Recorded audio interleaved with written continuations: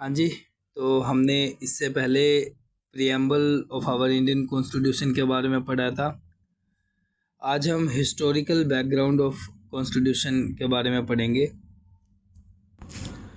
अगर हम starting point की बात करें, जो बैटल ऑफ स्वाली हुई थी वो 1612 में हुई थी। इसके बाद बैटल ऑफ प्लजी 1775 में हुई थी। 1764 एडी में बैटल ऑफ बुक्सार हुई थी। बैटल ऑफ बुक्सार के बाद जो ईस्ट इंडिया कंपनी थी उनको दीवानी राइट्स मिल गए थे, जिससे अब जो ईस्ट इंडिया कंपनी है वो रिवेन्यू को कलेक्ट कर सकेगी बंगाल, बिहार और उड़ीसा से। बैटल ऑफ बुक्सार जो कि 1764 एडी में हुआ था, इसके 3 साल के बाद मतलब 1767 एडी में ईस्ट इंडिया कंपनी ने पहली बार इंटरवीन किया इंडियन अफेयर में, जहां पर ईस्ट इंडिया कंपनी ने शेयर प्लंडर की डिमांड करी थी, जो कि उस समय का 4 मिलियन पाउंड पर ईयर के बराबर था। इसी टाइम पीरियड के बीच में मतलब 1765 एडी से लेकर 1772 एडी तक जो बंगाल है वहाँ पर पावर डिवाइड हो चुकी थी। ये डिवीज़न निज़ाम्स और ईस्ट इंडिया कंपनी के बीच में हुआ था, और यहाँ पर जो रिवेन्यू कलेक्शन थे वो 2 फॉर्म में लिए जाते थे। पहला निजमत और दूसरा दीवानी। निजमत जो था वो कैरी किया जा रहा था निजाम्स के द्वारा, और दीवानी जो था वो कैरी किया जा रहा था ईस्ट इंडिया कंपनी के द्वारा। इसी ईस्ट इंडिया कंपनी की वजह से ब्रिटिश ने कुछ एक्ट्स को पास किया हमारे इंडिया के अंदर, जिसने हमारे इंडियन कॉन्स्टिट्यूशन को इम्पैक्ट किया। तो अब हम इस प्रोसेस को 2 तरीके से पढ़ सकते हैं। पहला कंपनी रूल और दूसरा क्राउन रूल।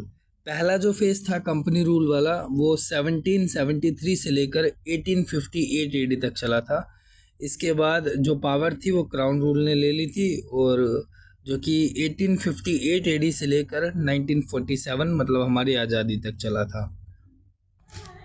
तो हम पहले कंपनी रूल्स को करेंगे और उसके बाद फिर क्राउन रूल को स्टार्ट कर देंगे। तो सबसे पहले हम कंपनी रूल को स्टार्ट करते हैं, जो कि 1773 एडी से लेकर 1858 एडी तक चला। इसमें सबसे पहला रेगुलेटिंग एक्ट आया था, जिसमें ब्रिटिश गवर्नमेंट ने फंक्शंस को डिवाइड कर दिया था ईस्ट इंडिया कंपनी के। पहला पॉलिटिकल फंक्शन और दूसरा एडमिनिस्ट्रेटिव फंक्शन। इसने शुरुआत करी सेंट्रल एडमिनिस्ट्रेशन की। इसमें जो गवर्नर ऑफ बंगाल थे उन्हें गवर्नर जनरल ऑफ बंगाल बना दिया गया था, और पहले governor general of Bengal Warren Hasting बने थे।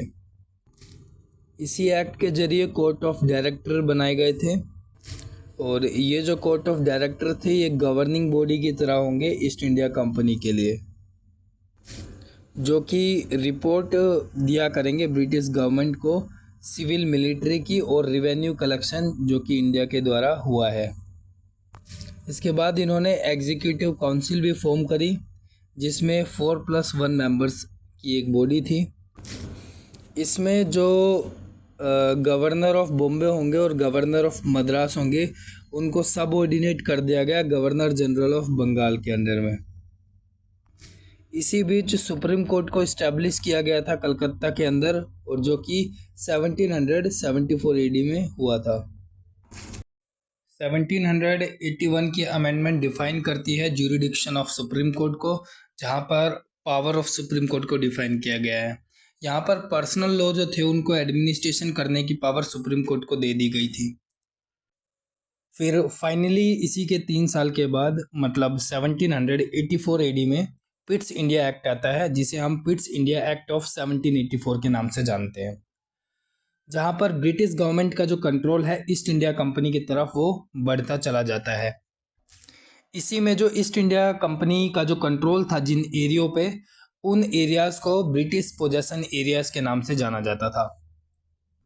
और एक्चुअली में जो ईस्ट इंडिया कंपनी है अब वो सब ऑर्डिनरी डिपार्टमेंट की तरह हो गई है ब्रिटिश गवर्नमेंट की, जिसमें जो ब्रिटिश गवर्नमेंट है उसने पावर को सेपरेट कर दिया था।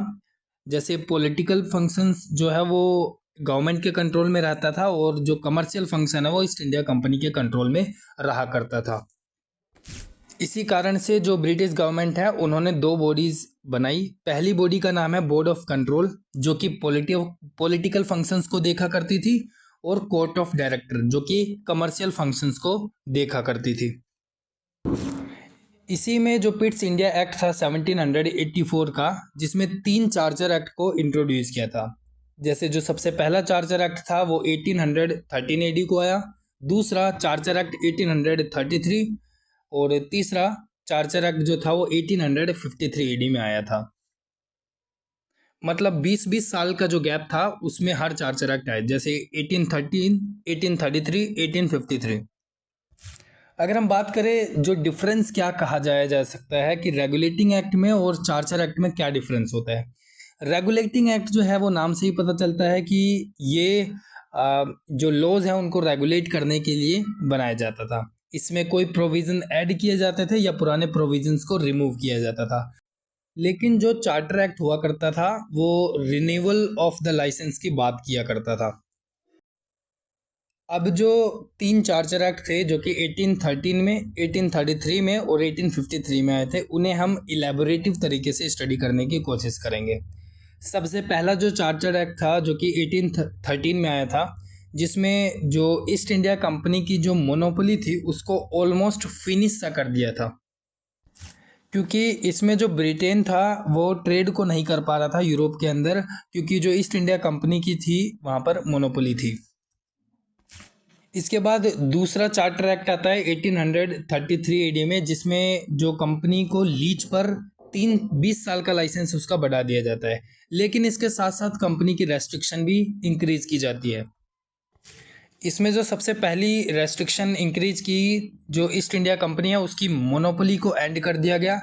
इनका जो ट्रेड हुआ करता था चाइना के साथ उसे फिनिश कर दिया गया, और जो गवर्नर जनरल ऑफ बंगाल थे उनको बदलकर गवर्नर जनरल ऑफ इंडिया बना दिया गया। जो पहले गवर्नर थे जिनका नाम था लॉर्ड विलियम बेंडिक्ट। तो अब हमें पूरी तरीके से दिखाई दे रहा है कि जो इंडियन टेरिटरी है वो ब्रिटिश क्राउन के द्वारा कंट्रोल की जा रही है। ब्रिटिश क्राउन के कंट्रोल में आने के कारण इंडिया में कुछ पॉजिटिव चेंजेस देखने को मिले। पहला, जो स्लेवरी थी उसको अबोलिश कर दिया गया 1843 एडी में, और जो सिविल सर्विसेज का जो सिलेक्शन है उसको ओपन कंपटीशन की तरह किया जाने लगा।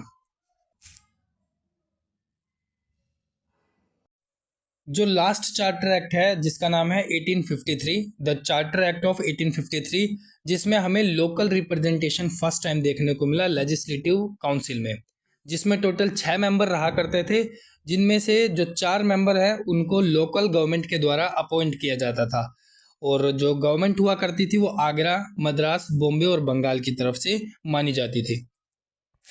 यहाँ पर जो गवर्नर जनरल ऑफ इंडिया है उनके फंक्शंस को दो तरीके से डिवाइड किया गया। पहला लेजिस्लेटिव फंक्शन और दूसरा एग्जीक्यूटिव फंक्शन। लेजिस्लेटिव फंक्शंस को परफॉर्म करने के लिए एक लेजिस्लेटिव काउंसिल को फॉर्म किया गया था, जिसमें जो मेंबर्स रहा करेंगे वो लोकल रिप्रेजेंटेशन से रहा करेंगे। जैसा हमने बात किया था 6 मेंबर थे, तो 4 मेंबर जो होंगे वो लोकल गवर्नमेंट के होंगे। So it's all about the company rule. आगे हम क्राउन रूल के बारे में पढ़ेंगे।